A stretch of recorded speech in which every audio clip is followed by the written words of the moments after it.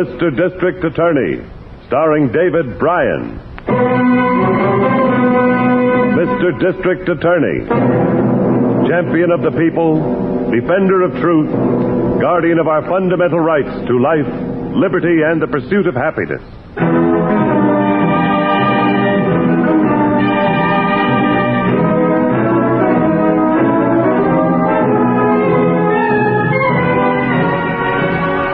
And it shall be my duty as district attorney not only to prosecute to the limit of the law all persons accused of crimes perpetrated within this county, but to defend with equal vigor the rights and privileges of all its citizens.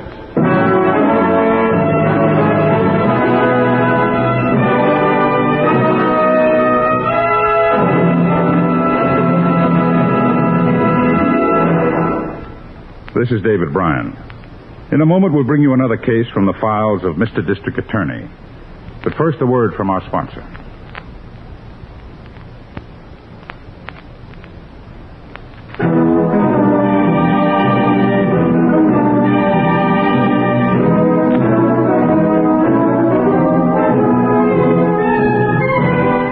And now, here is our star, David Bryan, as Paul Garrett, Mr. District Attorney.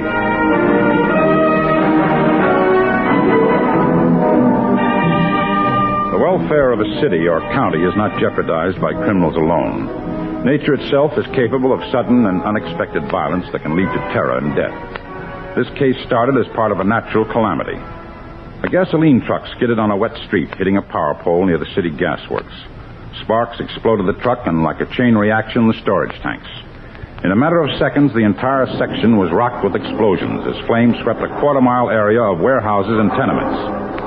72 hours later, the combined fire departments of several cities were still struggling to get the flames under control. The death toll and damages were appalling.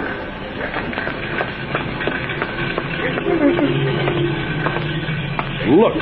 Just look at that smoke.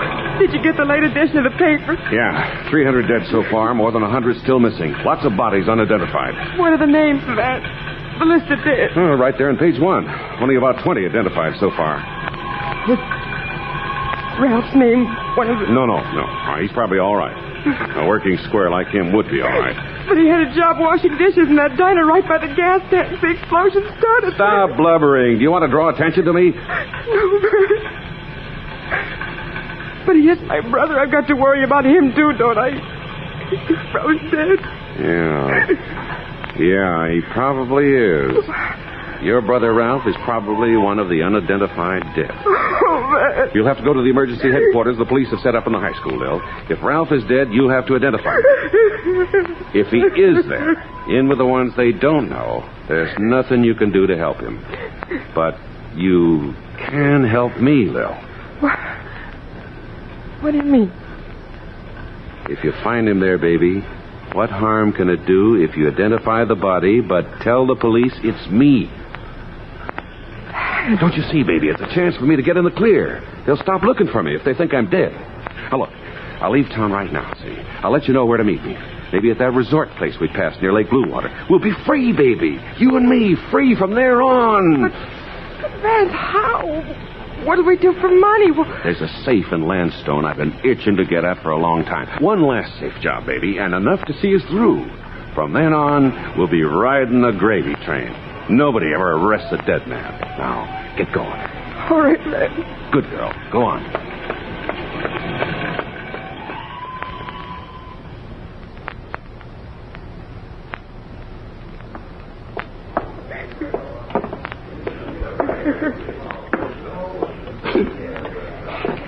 You're sure your husband isn't at any of the other places where bodies are being held? The city morgue? No.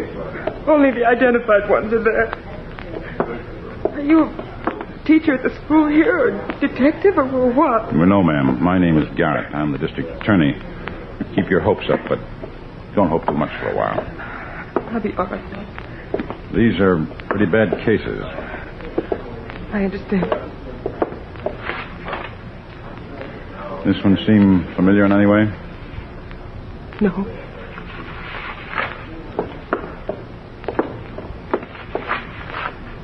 This one? No.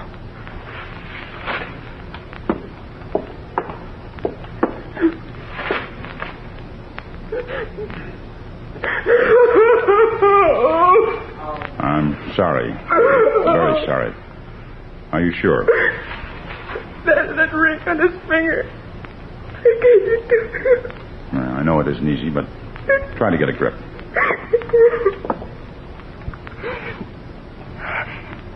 I'm all right now. You'd better give me his name for the identification tag. His name is Vance. My husband, Vance Young. Vance Young? Yes. I'm afraid I'll have to ask you a few more questions, Mrs. Young. Would you mind stepping over here into the alcove?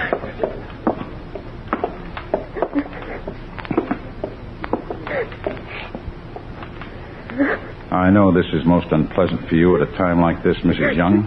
It's unpleasant for me, too, but I have to ask you. It may be just a similarity of names, but did your husband have a criminal record?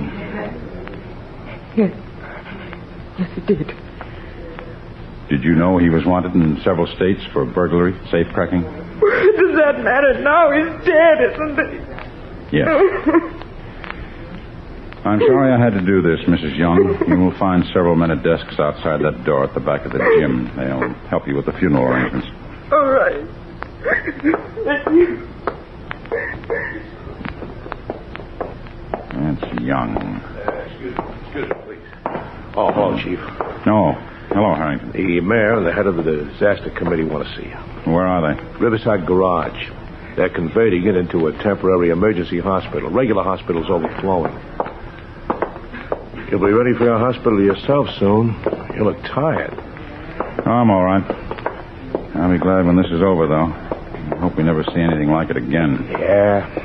This identification job is the worst of it. I've helped with 5 today. You stand there with somebody, watch their lives fall apart because of a freak accident. That woman I just saw you with, did she find somebody? Yes, her husband. Harrington, the man she identified was Vance Young. Vance Young? The safecracker? Yes.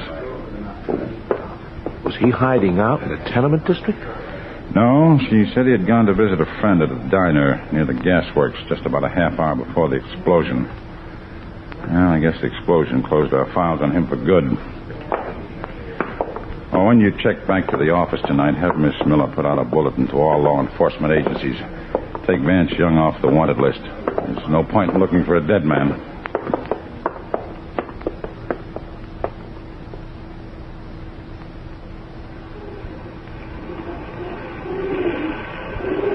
Sorry, fellas. That's all the breadcrumbs for today. See you for lunch tomorrow.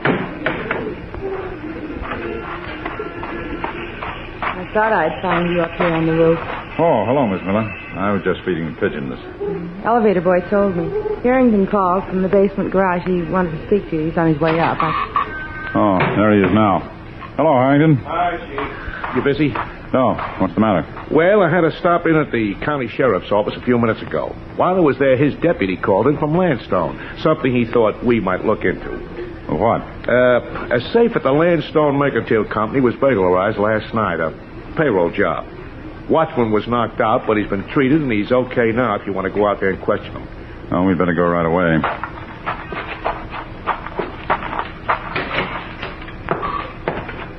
The elevator. I'll ring. What was it, Harrington? A safe cracking? Yeah. Well, at least there's one safe specialist we can eliminate right from scratch on this one. Who? Vance Young. Oh, yes. I'd almost forgotten about him. Dead men don't rob safes, do they? And here's the elevator now. Basement garage, Joe.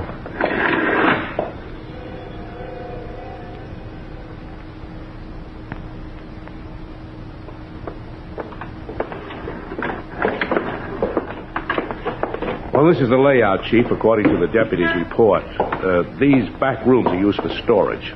He came in through the back, went through that door over there to the general office. That's where the safe is. You want to see it? Yes. There it is. Out over there beside the filing cabinets in the corner. Yeah, Lucas Hercules, huh? Mm-hmm. Yeah, new model, too. Steel and wrought iron plates and more alarm wires and a police switchboard. Yes, but a good safecracker could divert the alarm circuit without tripping it. Then the box is a cinch because he's got the wire holes to start working on. Take a look. All right. Back plate is blown clear off. Doesn't even look like he used a drill. No, small nitro charges in the wire holes, and it was as good as having the combination. Oh, give me a yell for the watchman, will you? Yeah, sure. Hey, you from the sheriff's office. Yeah, you. Send that watchman in here, will you? Oh, here's where the circuit was jumped, Harrington. Neat hookup. Mm-hmm. Lab crew take a complete set of photos? They always do. Oh, here comes the watchman. You fellas want to see me? I'm the watchman. Yes, what's your name? Edwin Winkler. Everybody calls me Winky. I understand you were knocked out. How's your head? Well, aspirin ain't going to help it any, I tell you. Think you're going to get that fella that did it? We'll be able to answer that better when all the fingerprints are checked. Fingerprints. He didn't leave none, I tell you. He's wearing gloves. I saw him. Looks like our best bet is going to be an M.O. check, Harrington. Yeah. M.O. check? What's that?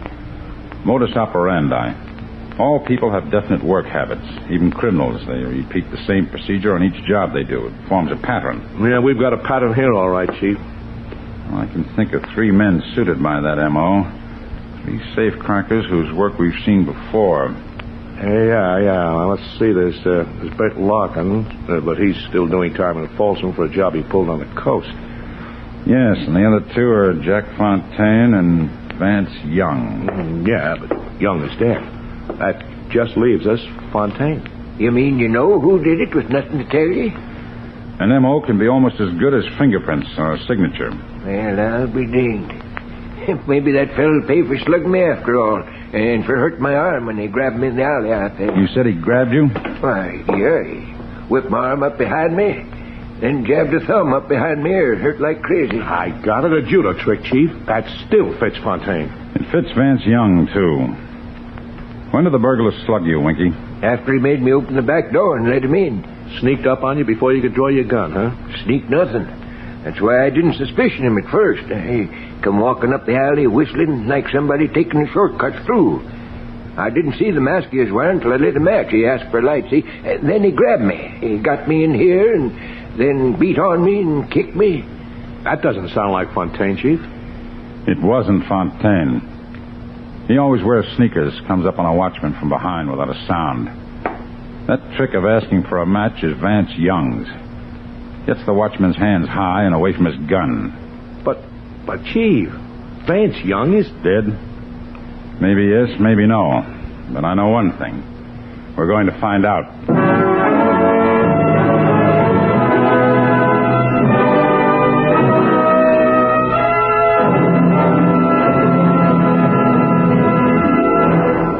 This is David Bryan. Before we continue with Mr. District Attorney in the case of the living dead man, here is an important message from our sponsor.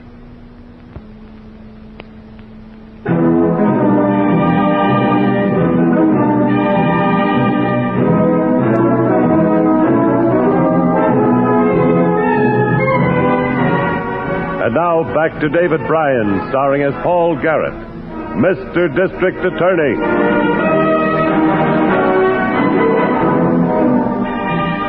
Explosions and fire in a natural disaster had destroyed a section of the city, killing more than 300 people.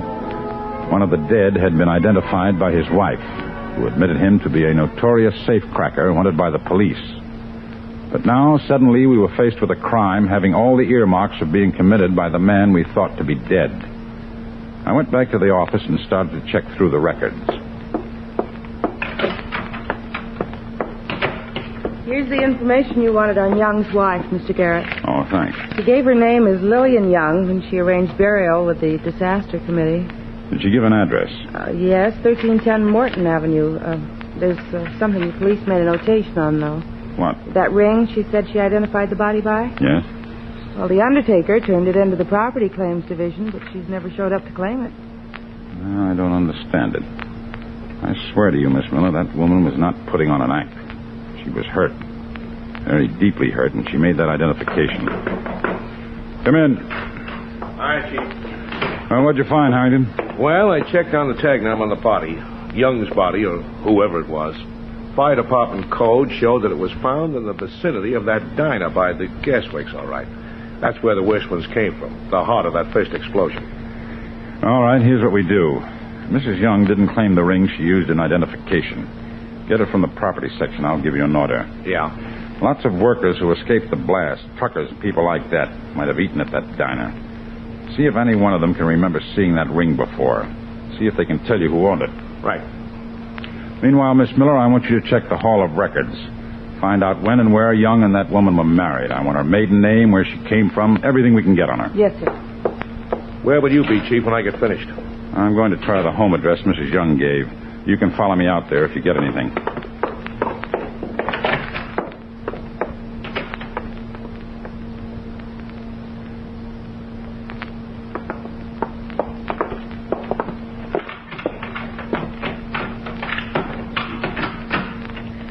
Now, this was the room, mister. If there was anything they did, I didn't know about it. My wife and I run a respectable place here, and I'm sure you do, Mr. Johnson. I just want to look around. Yeah, well, as I said, they didn't leave a thing. They only lived here 5-6 weeks, all told. You get to know the husband very well? To tell the truth, I hardly ever saw him. Come to think of it, I haven't seen him in more than a week since the big fire. He went out one night while that was going on and never did come back. But you say his wife left only yesterday. Yeah, right after the morning mail come. She gave him the keys to the room and packed up and left. After the mail, You know if she got a letter from anybody? Yeah, but I didn't see who from or where from. She waited for the postman most every morning. I got a house to take care of. Maybe Charlie can tell you where she went. Charlie? Yeah, a cab driver has the hack stand right up in the corner. She called him when she got packed. Oh, there's Charlie's cab now. You can see through the window. He just pulled up. Thanks. I'll talk to him. Yeah, so long. So long.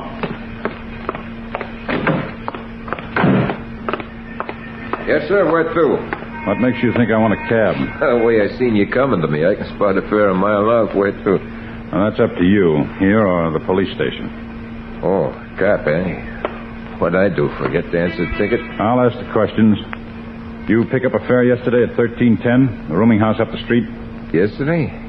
Now, let me think. Think faster. The landlord said you did. A woman named Lillian Young. Okay, so I picked her up. So what? Where'd you take her? Bus depot. You know which bus she took? Oh, no, I don't. But whatever it was, it left 11:05. You're sure of that? I ought to be sure. Almost got a ticket for speeding to get to it. We'd had plenty of time. She didn't make me come dashing back here the first time after we was almost halfway to the depot. Dashing back where? Back to the rooming house? No, back to the laundry up the street there. I guess she had some stuff in there, although she didn't bring a bundle out with her. The place up the street, huh? That's right. Hop in, I'll drive you up there. Oh, thanks, but there's a friend of mine I can ride with.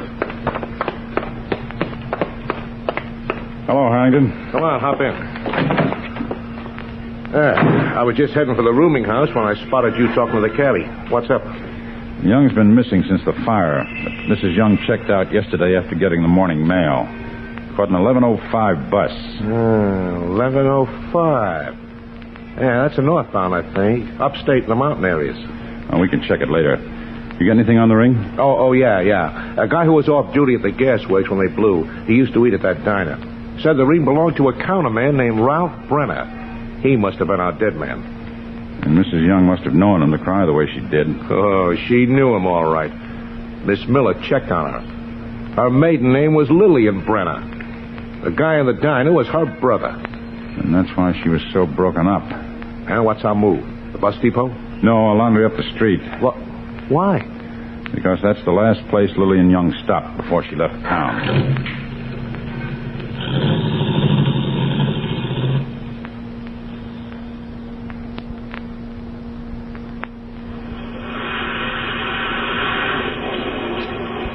Yeah, she was real upset because the things wasn't ready. You know how things was. We're 5 days behind on our regular work because of the fire. Funny thing, the only one who complained about the laundry being late was Mrs. Young. Maybe that was only because she had to leave town. She had taken the stuff with her, finished or not. It hadn't been in the tubs. Well, what did she leave? Oh, just shirts. Her husband's, I guess. Real good shirts, though, the kind you don't have to starch at all. And fancy colors. Oh, my old man wouldn't be found dead in some of them. She says she'll be back to pick up the shirts? No. She wanted them sent to her COD. Said she needed the money she had on her for traveling. Shirts like that, you'd think her and her man was rolling in money, but... We understand, but did she give you a forwarding address? Yeah, I got it right here in this book. Here we are. See, she wrote it down herself. Let me see. General Delivery, Chief. Lake Blue Water. It's ready now. They're there on that there shelf up there. I'm going to wrap them and mail them out tonight. We'll save you the trouble. Just wrap them and we'll deliver them for you. Young's Laundry isn't going to get there until we do.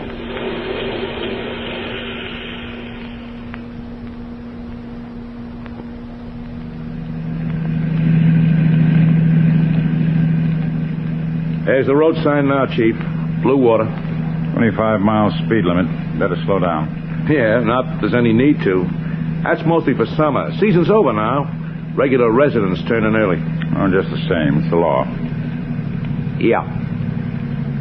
Looks like you're right, though. Main Street's practically deserted. Mm-hmm. Looks like everything's closed up for the night already, except for the movie and the drugstore. Hey, we better find the hotel and turn in. No, I think we'd better drive out of town. Find a motel someplace on the highway. Motels up here aren't much. Mostly cabins with kitchens along the shore of the lake when we get past town. No, here's the end of town now. I can let her out here a little. I won't mind spending the night beside the lake. Air is crisp and fresh. By midnight, it'll be crisp and frozen. Here's the lakeshore turnoff. I hope we find a place open. We will. Some of the owners must stay on to do post-season repairs. You know, Chief, it's a funny thing about Young's wife remembering his shirts even when she was getting ready to run. I guess it's force of habit for a woman, huh? Strong thing, habit. Young's safe-cracking habits tipped us that he was still alive. Now, maybe his wife's habits are going to make him wish he were dead again. I think... Stop the car, Harrington. Huh? What is it? What's the matter? I just saw something. Back up. About 50 feet. What was it? Just a flash of something through the trees. Back up.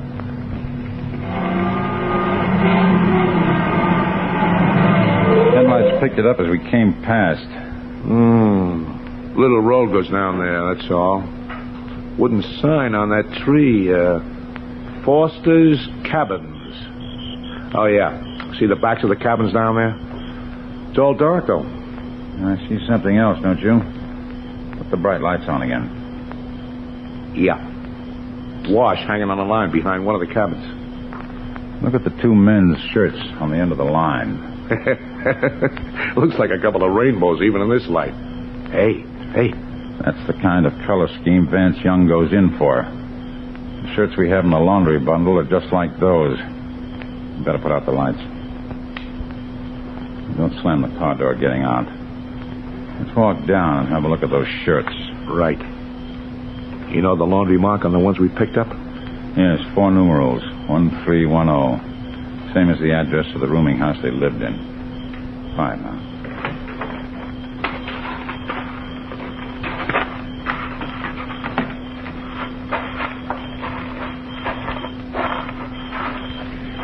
Got your flashlight handy? Yeah. All right. Let's have the light. Feel it as much as you can. Marks will be inside the collar. There it is. 1310. Yeah. Vance?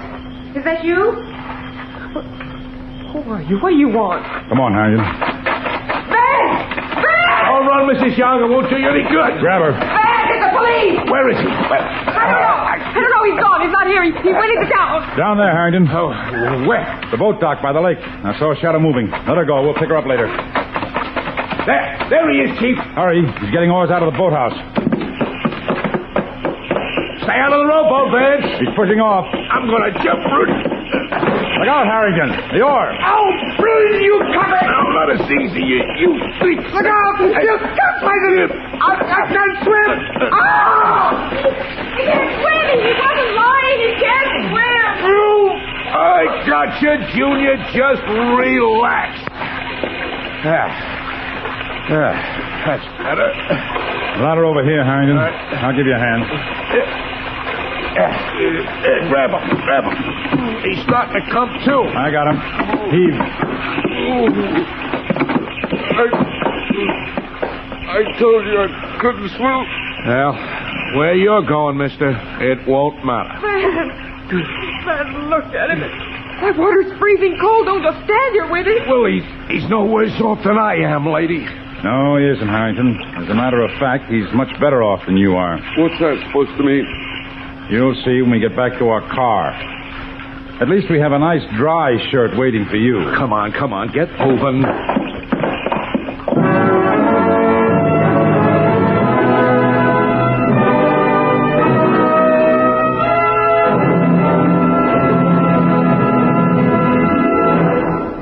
This is David Bryan again. I hope you've enjoyed this case from the file of Mr. District Attorney. I'll be back in just a moment after this message from our sponsor.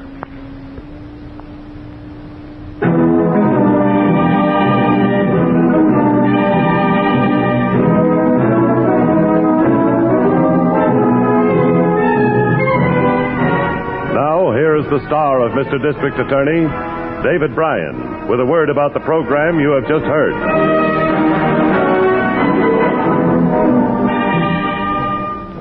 Having been convicted 3 times previously for felonies, Vance Young, on this 4th conviction for burglary and assault, was sentenced to life imprisonment as an incorrigible criminal. His wife, Lillian Young, having no previous criminal record, was sentenced to 5 years in the women's penitentiary for aiding a criminal, obstructing justice, and willfully giving false information to law enforcement authorities. Now, this is David Bryan inviting you to join us when we present our next case based on the facts of crime from the file of Mr. District Attorney. Mr. District Attorney was originated by Phillips H. Lord.